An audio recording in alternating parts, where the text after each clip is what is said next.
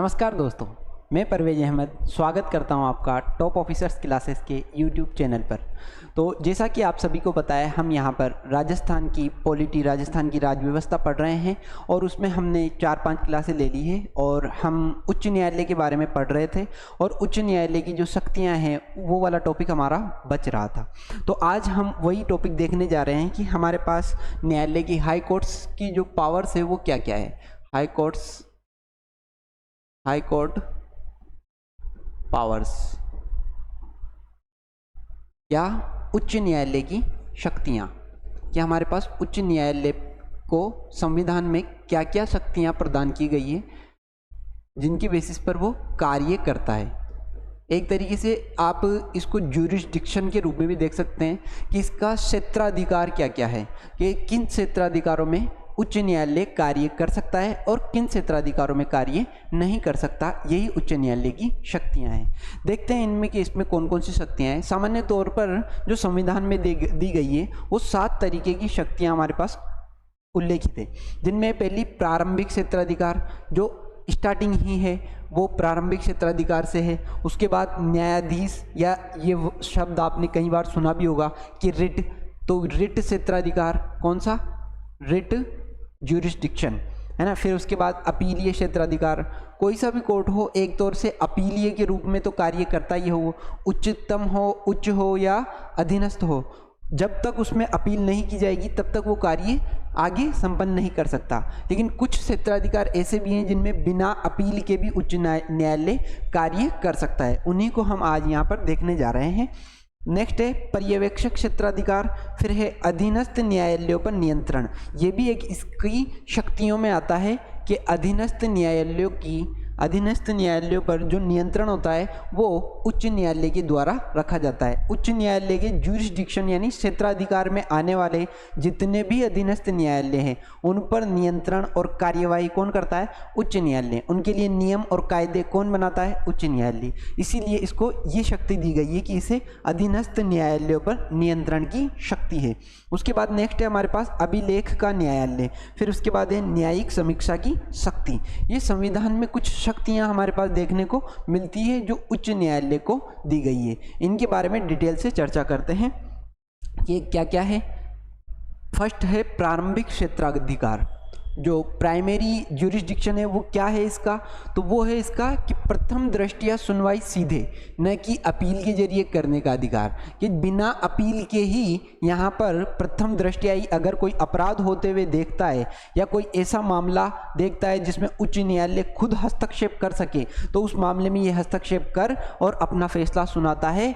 इसी को ही कहते हैं प्रारंभिक क्षेत्राधिकार। अब ये कौन कौन से हैं, जैसे अधिकारिता का मामला हुआ कि इस चीज़ पर मेरा अधिकार है या नहीं, इस चीज़ पर आपका अधिकार है या नहीं, मेरा और आपका दोनों में से किसका अधिकार इस पर है, तो वो उन सब चीज़ों के मामले में जो फैसला सुनाएगा वो कौन सुनाएगा, हमारे पास हाई कोर्ट, उच्च न्यायालय। ठीक है।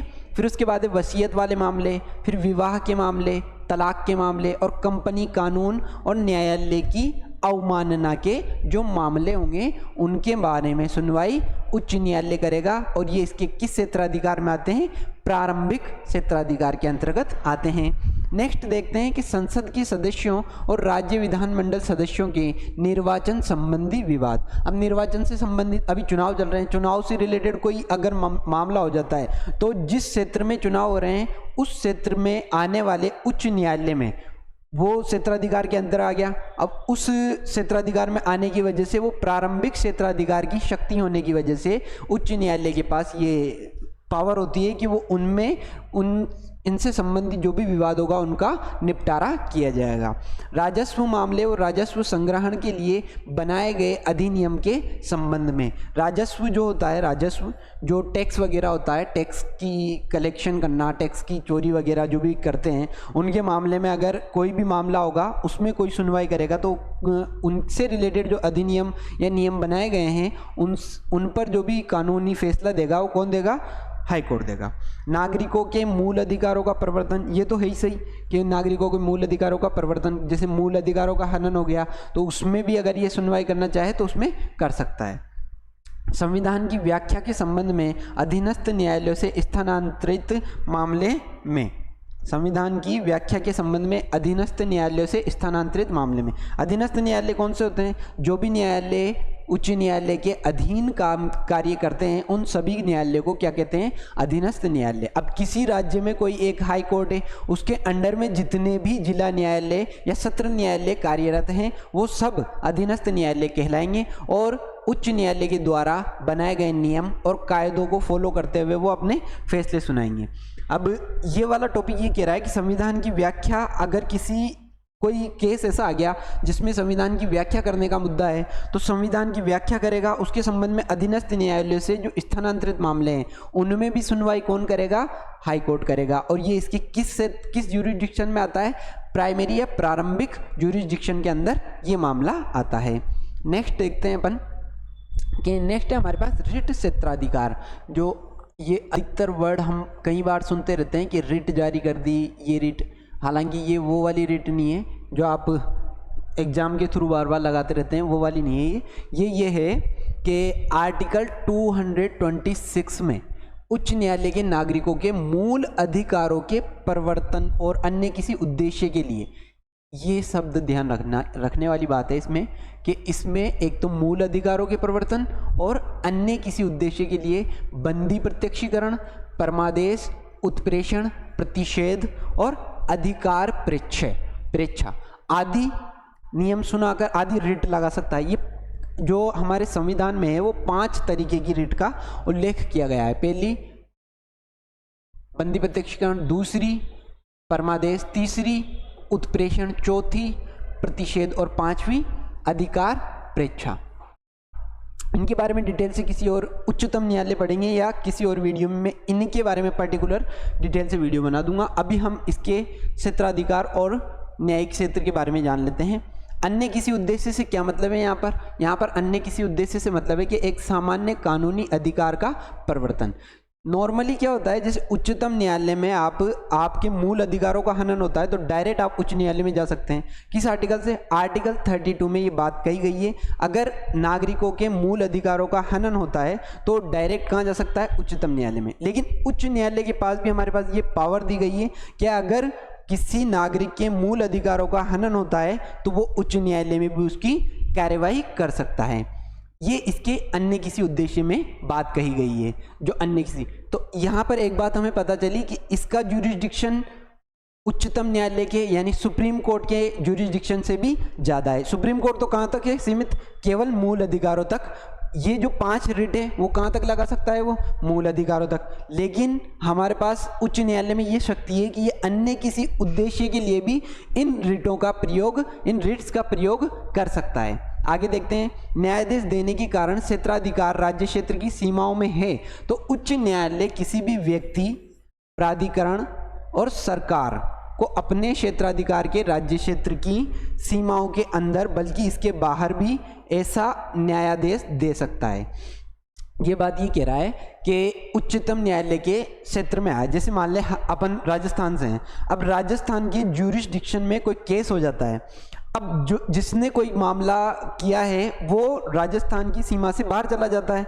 अब या तो वो राजस्थान की सरकार हो या राजस्थान की कोई कंपनी हो या राजस्थान का कोई व्यक्ति हो या बाहर का भी कोई व्यक्ति, प्राधिकरण या सरकार हो, अगर उसने राजस्थान उच्च न्यायालय के क्षेत्राधिकार में आने वाले कार्यों में बाधा डाली है या ऐसा कोई कार्य किया है जो उच्च न्यायालय के संज्ञान में आ गया है तो उस पर ये न्यायाधीश दे सकता है, चाहे वो क्षेत्राधिकार में हो या क्षेत्राधिकार के बाहर हो। मामला अपने क्षेत्राधिकार का होना चाहिए।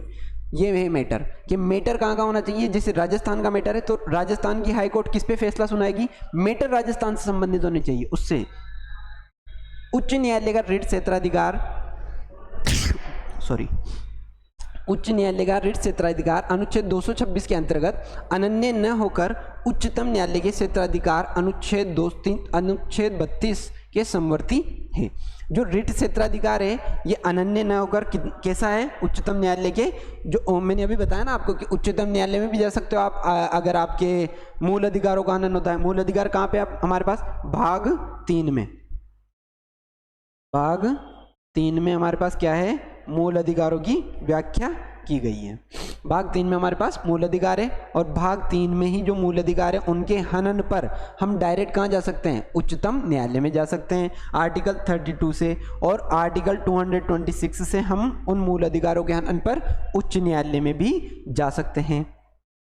नेक्स्ट देखते हैं कि अपीलीय क्षेत्राधिकार कौन कौन से हैं इसके, कि दो हो गए, एक पहला प्रारंभिक क्षेत्राधिकार और उसके बाद दूसरा रिट क्षेत्राधिकार, फिर तीसरा है यहाँ पर अपीलीय क्षेत्राधिकार। मुख्य रूप से जो अधीनस्थ कार्यालय होते हैं या अधीनस्थ न्यायालय होते हैं जो किसी के नीचे कार्य करते हैं वो अपील के बेसिस पर ही कार्य करते हैं। जैसे उच्चतम न्यायालय में कोई भी फैसला डायरेक्ट सुनाया नहीं जाएगा, वो अपील के बेसिस पे सुनाया जाएगा। ऐसे ही उच्च न्यायालय में कोई मामला नीचे से आया, जैसे अधीनस्थ न्यायालय, सत्र न्यायालय से कोई मामला आता है तो उसकी बेसिस पर ही वो फैसला सुनाया जाता है कि ये फैसला वहाँ पर हो चुका पहले, अब इसमें अगर कोई परिवर्तन करना है या कोई चीज़ देखनी है, कोई मुद्दे की बात है तो उस चीज़ को यहाँ पर उच्च न्यायालय में सुना जाएगा।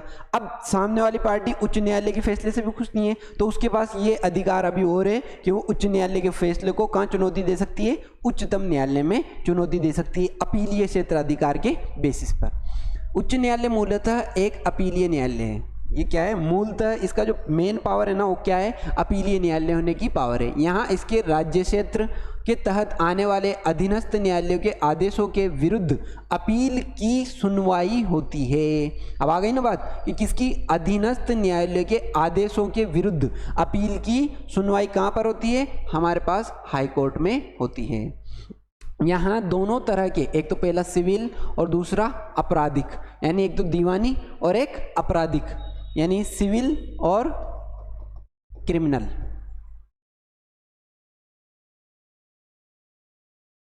दोनों तरीके के जो मैटर्स होंगे उनके बारे में अपील की जा सकती है। कहाँ पर, हाई कोर्ट में। ठीक है, इस प्रकार अपीलीय क्षेत्राधिकार में उच्च न्यायालय का न्यायिक क्षेत्र इसके मूल न्यायिक क्षेत्र से ज़्यादा विस्तृत है। ये इतना विस्तृत है, यूँ समझो कि अगर वो खुद भी लेना चाहे, किसी कोर्ट ने गलत फैसला सुना दिया या हाई कोर्ट को ऐसा लगता है कि ये फैसला, इसमें कुछ ना कुछ परिवर्तन की जा सकती है तो वो अपने पास उस फैसले को ले सकता है। आगे देखते हैं इसमें कि दीवानी मामले, जो सिविल मामले हैं, सिविल मैटर्स हैं, वो कौन कौन से हैं। इस संबंध में उच्च न्यायालय का न्यायाधीश निम्नानुसार है। जिला न्यायालयों, अतिरिक्त जिला न्यायालयों, पहला कौन सा, जिला न्यायालयों, फिर उसके बाद अतिरिक्त जिला न्यायालयों एवं अधीनस्थ न्यायालयों के आदेशों और निर्णयों को प्रथम अपील के लिए कानून और तथा दोनों प्रकार के प्रश्नों के लिए सीधे उच्च न्यायालय में लाया जा सकता है यदि परिमाण निर्धारित सीमा से अधिक है।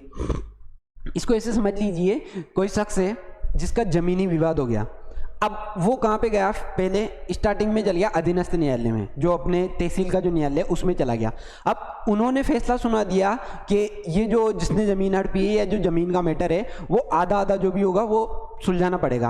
अब सामने वाला जिसने केस दायर किया वो इस फैसले से खुश नहीं है कि मेरी तो जो ज़मीन थी वो ऑलरेडी 90% ज़मीन मेरी थी और इन्होंने तो फैसला जो सुनाया वो आधी आधी यानी 50-50% कर दिया, तो उनको उस फैसले से खुश नहीं है, यानी वो फैसले से जो उसके हक में फैसला आना चाहिए था उससे ज़्यादा हो गया, तो वो उसकी अपील कहाँ पे करेगा, आगे जिला न्यायालय में करेगा, अतिरिक्त जिला न्यायालय में करेगा और उसके बाद उच्च न्यायालय में करेगा ताकि वो परिमाण को निर्धारित सीमा तक ला सके।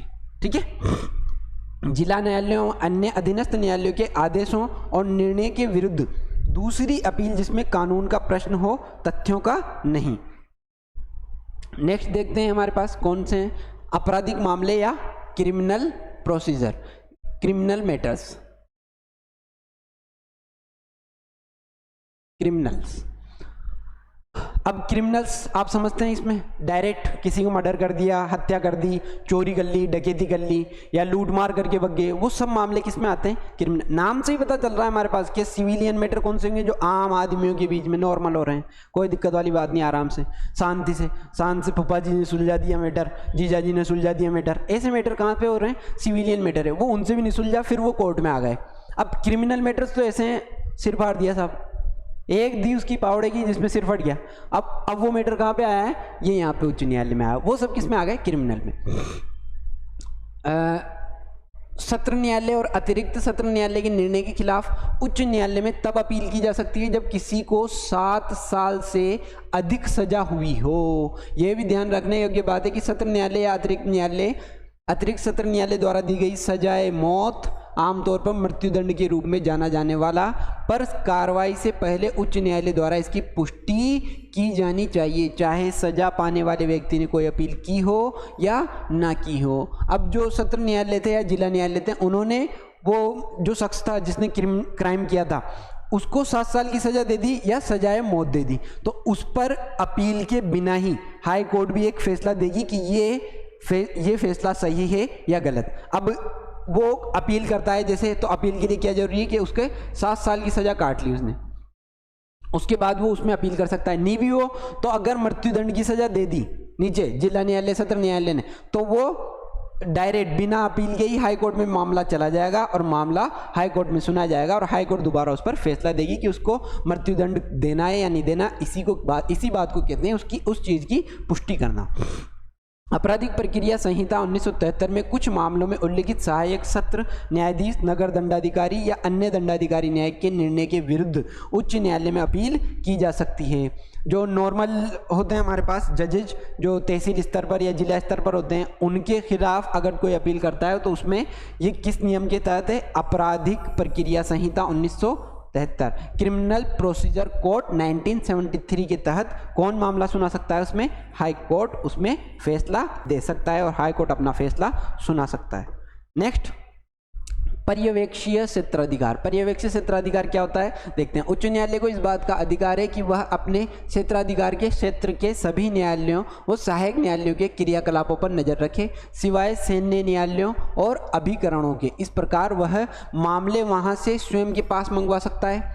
ये उनकी बात हो रही है जो सहायक न्यायालय है ना, जो जैसे सत्र न्यायालय, या ये बात आ गई ना इसमें कि ज्यूरिसडिक्शन, कि उसके ज्यूरिसडिक्शन में आने वाले जितने भी कोर्ट होंगे, जैसे राजस्थान है, अब राजस्थान का हाई कोर्ट कहाँ? जोधपुर और खंडपीठ जयपुर। तो ये क्या करते हैं कि राजस्थान के एरिया में, जो राजस्थान का क्षेत्रफल है, उस क्षेत्रफल में या उसके क्षेत्राधिकार में आने वाले जितने भी कोर्ट्स हैं उनमें भी कोई सुनवाई होती है तो उसे अपने पास नज़र रखते हैं उन पर। कौन कौन से के अलावा कि एक तो इसमें सैन्य न्यायालय है अलग और एक अभिकरणों के, कि एक तो ट्रिब्यूनल्स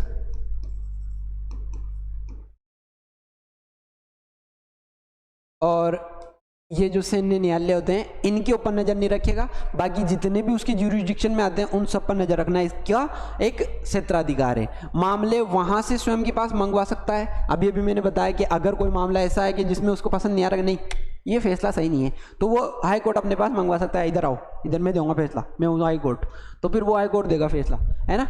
फिर सामान्य नियम तैयार और जारी कर सकता है और उनके प्रयोगों और कार्यवाही को नियमित करने के लिए प्रपत्र निर्धारित कर सकता है। पहले मैंने बताया ना कि नियम और कायदे कौन बनाएगा? हाई कोर्ट के पास है। ज्यूरिसडिक्शन में जैसे एक घर है, घर के अंदर सब रह रहे हैं, अब एक होते हैं पापा जी, अब वो पापा जी ने नियम बना दिए तो उस हिसाब से चलना पड़ेगा। पापा जी ने अगले दिन कह दिया 10 बजे घर पे आना है तो घर पे आना है, बात खत्म। उसके बाद कोई भी कुछ नहीं कहेगा। अगर कल से आप 11 बजे घर पे आ रहे हो तो ताला लग जाएगा, फिर आराम से गेट खटखटाते रहना। तो वो उस हिसाब से नियम बता रहा हूँ मैं यहाँ पर कि नियम कौन बना सकता है? हमारे पास हाई कोर्ट बना सकता है।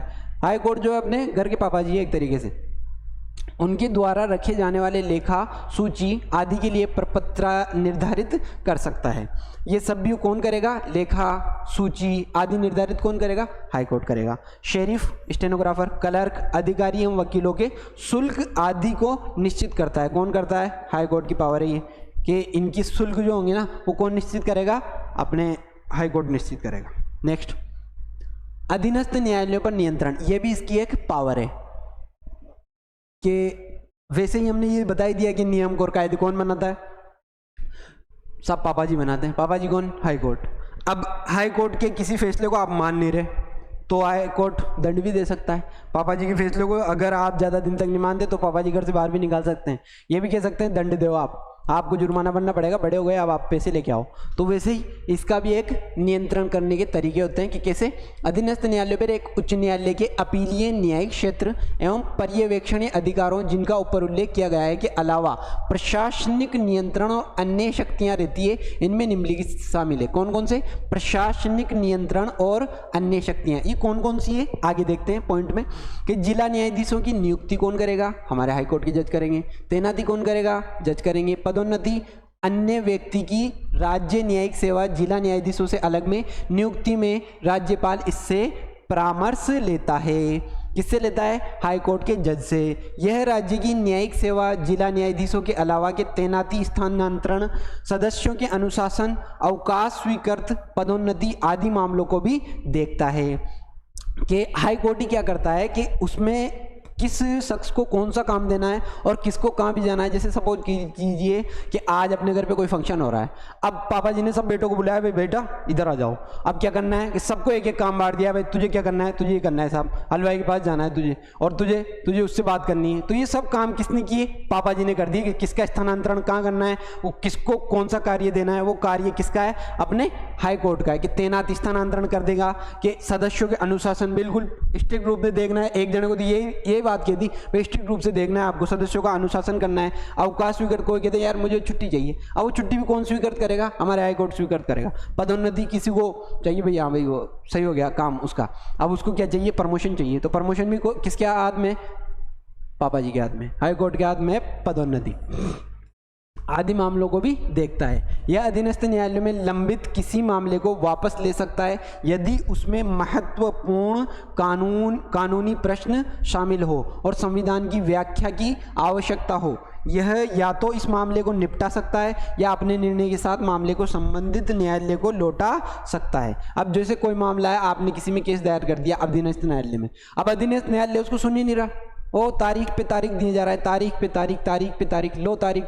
अब वो ऐसा मैटर है कि उसमें या तो कानूनी प्रश्न शामिल है और उसमें या फिर संविधान की व्याख्या शामिल है। अब ऐसा कोई प्रश्न आ गया तो किसके क्षेत्राधिकार में आ गया? वो अपने हाई कोर्ट के क्षेत्राधिकार में आ गया। तो हाई कोर्ट क्या गया? इधर ला, इधर मैं करूंगा इसका फैसला। तो हाई कोर्ट उसको अपने पास मंगवा लेगा और फिर आवश्यकता अनुसार उसमें निर्णय देके उसको निपटा भी सकता है और निर्णय के साथ मामले को संबंधित कोर्ट को भी वापस लौटा सकता है। भाई ये लो, ये फैसला है, अब आप सुनाओ उसको आगे।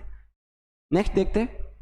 नेक्स्ट है अपने पास अभिलेख न्यायालय। कि अभिलेख न्यायालय क्या है, इसके रूप में इसके पास क्या क्या शक्तियां हैं वो देखते हैं। उच्च न्यायालय के पास दो शक्तियां हैं अभिलेख न्यायालय के रूप में। कौन कौन सी? उच्च न्यायालय के फैसले कार्यवाही और कार्य शाश्वत स्मृति याद रखने के रूप पर, है ना, परिसाक्ष्य के लिए रखे जाते हैं। आप इस वर्ड से समझ लीजिए अभिलेख। हम हिस्ट्री पढ़ते हैं तो उसमें आते हैं ना कि बहुत सारे अभिलेख, बृहदशिला अभिलेख, ये वाला अभिलेख, पन्ना अभिलेख, ताम्र अभिलेख, पत्ते अभिलेख। वो अभिलेख किस लिए लिखे गए? ताकि उनकी याद रहे, राजा महाराजाओं की याद बनी रहे, भाई हमने ये काम किए थे साहब, बड़े बड़े काम किए थे हमने। तो ऐसे अभिलेखीय न्यायालय होने की वजह से इसके पास ये शक्ति है कि अपने ही कार्यों को ये संजो कर रखे, ताकि आगे आने वाली पीढ़ी या आगे आने वाली कार्रवाइयाँ हैं या आगे आने वाली जो केसेस हैं उनमें उनका अध्ययन कर और ये समझा जा सके कि इस तरीके का मैटर आ जाए तो उसे कैसे सॉल्व करना है। ठीक है, आगे देखते हैं कि अभिलेखों को साक्ष्य के तौर पर रखा जाता है और अधीनस्थ न्यायालय में कार्यवाही के समय इन पर सवाल नहीं उठाए जा सकते। कोई बात हो गई, जैसे मान लो कोई मैटर हो गया, अब उसमें एक किसी वकील ने ये प्रूफ लिया है कि फला हाई कोर्ट ने साहब ये कहा था और ये फैसला दिया था इस मैटर में, तो आप इसको, कोई सा भी हाई कोर्ट उस चीज़ को नकार नहीं सकता। बस बिल्कुल वो सत्य है, अगर वो प्रूफ हो गया तो हाँ ये हाई कोर्ट ने फैसला दिया है तो दिया है, अटल सत्य, पत्थर की लकीर हो गई, फिर वो अब उससे हिलेगी नहीं, अब वो वही रहेगा। इन्हें कानूनी परंपराओं और संदर्भों की तरह माना जाता है, परंपरा के रूप में देखा जाता है इनको। ठीक है, आगे, इसे न्यायालय की अवमानना पर साधारण कारावास या आर्थिक दंड या दोनों प्रकार के दंड देने का अधिकार है। अब ये अवमानना शब्द है कि अगर कोई, जैसे मान लो न्यायालय ने कोई फैसला सुना दिया, अब कोई वकील हो गया या कोई ऐसा कोर्ट या कोई फैसला ऐसा है जिसमें उसको माना नहीं जा रहा, तो वो किस में आ गया? कंटेम्प्ट ऑफ कोर्ट, यानी कोर्ट की अवमानना। जो हाई कोर्ट ने या किसी हाई कोर्ट ने जो फैसला दे दिया, उस फैसले के खिलाफ अगर आप फैसला दे रहे हो और उसके साक्ष्य भी मौजूद है, तो वो किस में आ जाता है? वो केस न्यायालय की अवमानना या कंटेम्प्ट ऑफ कोर्ट के अंदर आ जाता है। और इसमें साधारणतः कारावास या आर्थिक दंड या दोनों प्रकार के दंड देने का अधिकार किसके पास होता है? हमारे हाई कोर्ट के पास होता है। सिविल अवमानना का अर्थ है कि एक न्यायालय, अब अवमानना दो तरीके की, एक तो सिविल जो नॉर्मल तरीके से अपन आम आदमी के तौर पे करें, सिविलियन, और एक क्रिमिनल। तो सिविल कौन सी होती है कि ये तो किसी भी निर्णय, आदेश, न्यायादेश अथवा अन्य प्रक्रिया का जानबूझकर पालन न करना। भाई कोई फैसला आ गया, अब उस फैसले का अपन जानबूझकर ही पालन नहीं कर रहे। किसी ने कह दिया कि 2 गिलास बैठ कर पानी पिलाएं, तो 2 गिलास बैठ कर पानी नहीं पी रहा, तो जानबूझकर अवमानना कर रहा है उसकी, सीधी सी बात ये है ना।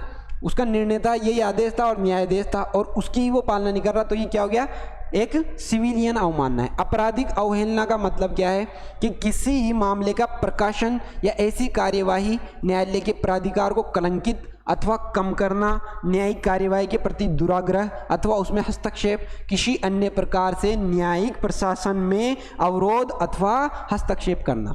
अब ये मैटर है, जैसे मैंने आपको एग्जांपल दिया है कि 2 गिलास पानी पीना है बैठ के, अब वो तो खुद नहीं पी रहा, वो तो खुद ने मना कर दिया, अब दूसरों से भी क्या कह रहा है, अरे ये तो ऐसे ही है, आते रहते हैं फैसले, खूब फैसले आते हैं और खूब फैसले बदलते हैं, हाय जजे फाड़ दो कानून की किताबें, ऐसे करते रहते हैं ना, वो सब क्या है, इसमें हस्तक्षेप है, न्यायालय के प्राधिकार को कलंकित कर रहा है वो ये बात बोल के कि फाड़ दो कानून की किताबें। ऐसे थोड़ी बोल सकते हो यार, आप उसकी अवमानना कर रहे हो, आप कोर्ट की, कोर्ट ने वो केस दे दिया, साक्ष्य बना दिया उसको, अभी ले गए उसके पास वो, तो आप अगर उसने ये कह दिया कि ऐसे ऐसे कर लो, तो वो कलंकित कर रहा है, कम कर रहा है, उसको कम आंक रहा है, वो हाई कोर्ट से बड़ा हो गया, वो होशियार हो रहा है ज़्यादा, है ना। तो ऐसे कार्यवाही पर उसके ये सब करने पर उसको ये वाला हो जाएगा उसको कि उसको साधारण कारावास दे सकता है कोर्ट, या उसको आर्थिक दंड या दोनों रूप से दंडवत कर सकता है। आगे नेक्स्ट देखते हैं अपने पास क्या है कि न्यायिक पुनर्विलोकन की शक्ति, कि जो फैसला दिया है हमने उस फैसले को वापस से एक बार चेक कर लें क्या, तो उसको क्या कहते हैं, पुनर्विलोकन। जैसे अपन रिवाइज करते हैं कि कोई टॉपिक अपन ने पढ़ लिया तो यार याद है कि नहीं है, कि एक बार और देख लेते हैं यार क्या दिक्कत है, देखने में क्या जा रहा है, तो वही क्या है, न्यायिक पुनर्विलोकन। उच्च न्यायालय की न्यायिक पुनर्विलोकन की शक्ति राज्य विधानमंडल व केंद्र सरकार दोनों के अधिनियमनों और कार्यकारी आदेशों की संवैधानिकता के परीक्षण के लिए है। हाँ, ये उससे रिलेटेड है, जैसे मान लो कोई नियम बन गया, कानून बन गया, संसद ने या राज्य विधानमंडल ने उससे रिलेटेड कोई कानून बना दिया, अब न्यायालय का क्या काम है कि वो उससे चेक करे कि वो अधिनियम किसी संविधान की किसी धारा से, किसी अनुच्छेद से या विधि की किसी धारा से कोई क्रॉस तो नहीं कर रहा, कोई फैसला कोई सुना है उसके ऊपर क्रॉस तो नहीं कर रहा, तो वो सब चीज चेक कौन करेगा, अपने हाई कोर्ट करेगा। यदि वे संविधान का उल्लंघन करने वाले अधिकारिता हैं तो उन्हें असंवैधानिक और सामान्य शून्य घोषित किया जा सकता है, परिणाम स्वरूप सरकार उन्हें लागू नहीं कर सकती। अब ऐसा कोई नियम जो पहले से ही विधि या कानून बना हुआ है या पहले से ही संविधान में घोषित है, तो उससे रिलेटेड कोई भी सरकार कानून नहीं बना सकती। अगर बनाती भी है तो वो वहां तक शून्य हो जाएगा जहां तक वो संविधान का उल्लंघन कर रहा है। जैसे फॉर एग्जांपल इसको ऐसे समझ लीजिए कि हमारे पास मूल अधिकार है गरिमापूर्ण जीवन जीने का अधिकार, आर्टिकल 21 में, ठीक है, गरिमापूर्ण जीवन जीने का अधिकार है। अब कोई एक नेता आता है होशियार जो अपना ही बिल पास करवाता है कि नहीं नहीं गरिमापूर्ण कैसे जियोगे आप जीवन जियोगे अपने ये धर्म के हिसाब से या जाति के हिसाब से या लिंग के हिसाब से, अलग ही हिसाब से दे रहा है, वो कुछ नई बात बता रहा है कि नहीं नहीं ऐसे जीना पड़ेगा आपको। तो ये पहले ही संविधान में बना हुआ है कि नहीं गरिमापूर्ण जीवन जीने का अधिकार है उसको, और दूसरा स्वतंत्रता का अधिकार है उसको, ये संविधान में दिया हुआ है। और कोई अलग ही होशियारी दिखा रहा है, कोई नया बिल ला रहा है, तो उसको हाई कोर्ट, सुप्रीम कोर्ट क्या कर सकती है, कैंसिल कर सकती है, बिल्कुल सिरे से खारिज, सुनने एकदम कुछ भी नहीं चलेगा ये। आगे देखो, यद्यपि न्यायिक समीक्षा पदांश का प्रयोग संविधान में कहीं भी नहीं किया गया है, लेकिन अनुच्छेद 13 और अनुच्छेद 226 में उच्च न्यायालय द्वारा समीक्षा के उपबंध स्पष्ट हैं। संवैधानिक वैधता के मामले में विधायी अधिनियमों अथवा कार्यपालिका के आदेशों को निम्नलिखित आधारों पर चुनौती दी जा सकती है। कि कार्यपालिका, देखें मैं जब आपको सरकार पढ़ा रहा था तो मैंने सरकार के 3 अंग पढ़ाए थे आपको, एग्जीक्यूटिव, लेजिस्लेटिव और जुडिशरी। तो ये जुडिशरी जो होती है ना, ये इन पर क्या करती है, इनके कार्यों पर नियंत्रण करती है। जैसे मान लो लेजिस्लेटिव ने, विधायिका ने कोई भी एक नया कानून पारित कर दिया जो ऐसा है जो संविधान के उल्लंघन पर है। अब ये बात आर्टिकल 13 और आर्टिकल 26 इसमें पहले ही लिख दी गई कि अगर ऐसा कोई कानून बनता है तो न्यायालय के पास ये अधिकार होता है कि उसको शून्य घोषित कर दे, वो लागू ही नहीं होगा, ठीक है। तो वो कौन कौन से मामले हैं जिनमें आदेशों को आधार पर चुनौती दी जा सकती है, वो है मौलिक अधिकारों का हनन, भाग 3 में जो, फिर जिस प्राधिकरण द्वारा ये तैयार किया गया है यह उसके कार्य क्षेत्र से बाहर है, और संवैधानिक उपबंधों के विरुद्ध। ये बातें कि मौलिक अधिकारों का जब हनन होगा तो उस कंडीशन में भी वो नियम बना सकता है कि यार ये नहीं है, ये मौलिक अधिकार, जैसे मैंने आपको एग्जांपल दिया आर्टिकल 21 का, ऐसे ही जो मौलिक अधिकार है भाग 3 में आर्टिकल 12 से लेकर आर्टिकल 32 तक, जो आर्टिकल, ये भाग 3 में जितने भी आर्टिकल्स हैं, ये जितने भी मूल अधिकार हैं, उनके हनन से रिलेटेड अगर कोई नियम या कानून बनाता है तो उसे न्यायालय क्या करेगा, शून्य घोषित कर सकता है। जिस प्राधिकरण द्वारा ये तैयार किया गया है उसके कार्यक्षेत्र से बाहर कर देगा, और संवैधानिक उपबंधों के विरुद्ध हो तो उसको भी अपने पास ले सकता है। एक नोट है कि 42वें संविधान संशोधन अधिनियम 1976 में उच्च न्यायालय की न्यायिक समीक्षा शक्ति को कम किया गया है। किसी भी केंद्रीय कानून की संवैधानिक व्याख्या पर उच्च न्यायालय द्वारा विचार करने की मनाही कर दी गई है। हालांकि 43वें संविधान संशोधन 1977 में फिर मूल स्थिति बहाल कर दी गई। होशियार होते हैं कहीं जो ये सोचते हैं कि यार ये तो हमारे ऊपर नियंत्रण कर रहे हैं, अब ऐसे प्रधानमंत्री बन गए बड़े बड़े तो वो 42वां संविधान संशोधन लेकर आए। हालांकि मैं किसी पर वो नहीं कर रहा कि सभी प्रधानमंत्री हमारे प्रधानमंत्री हैं, ऐसी कोई बात नहीं है, लेकिन न्यायिक समीक्षा की शक्ति के तहत वो यार ऐसे कर रहे हैं कि नहीं नहीं ये नहीं कर सकते आप, तो वो गलत है। अब हाई कोर्ट के पास ऑलरेडी ये पावर है। अब ये जो परफॉर्मा बना हुआ है, ये इसको ऐसा ही बना रहने दे तो ज़्यादा बेटर है कि जुडिशरी, लेजिस्लेटिव और एग्जीक्यूटिव, इनका एक दूसरे पर जो नियंत्रण है ना वो जरूरी है। भाई ये भी इसके लिए नियम बना सकती है और ये इस नियमों की देख सकती है कि ये नियम क्या है, अवैध है या वैध है, तो उससे क्या होता है, क्रॉस चेक हो जाता है और अच्छे से ये रहता है कि हम ऐसे जो हमारे नागरिक हैं या भारत में रहने वाले लोग हैं उनके अधिकारों का हनन नहीं होने देंगे। ठीक है, यहाँ पर हम करते हैं क्लास को द एंड, और हमारा यहाँ पर हाई कोर्ट वाला जो सेशन है वो कंप्लीट हो गया। अब नेक्स्ट वीडियो में हम राजस्थान की पॉलिटिक्स से रिलेटेड कोई जो नए टॉपिक है जैसे आयोग, मानवाधिकार आयोग, आरपीएससी वगैरह, इनके बारे में आगे डिटेल से चर्चा करेंगे, डिटेल से उनके बारे में वीडियो लेकर आएंगे। और एक मैं जल्दी ही आपके लिए एक क्वेश्चन प्रैक्टिस की सीरीज लेके आ रहा हूँ जिसमें मुख्यतः पीटीटी और बीएसटीसी की बैच के लिए जो जीके जनरल नॉलेज से रिलेटेड जो क्वेश्चंस आते हैं उनसे रिलेटेड एक वो वीडियो बनाने वाला हूँ। तो जो भी पीटीटी की तैयारी कर रहे हैं या बीएसटीसी की तैयारी कर रहे हैं या राजस्थान की किसी भी एग्जाम की तैयारी कर रहे हैं तो उन तक इस वीडियो को शेयर करें और बेल आइकन बटन जरूर दबाएं और सब्सक्राइब तो करना ही है। Thank you very much. जय हिंद, जय भारत।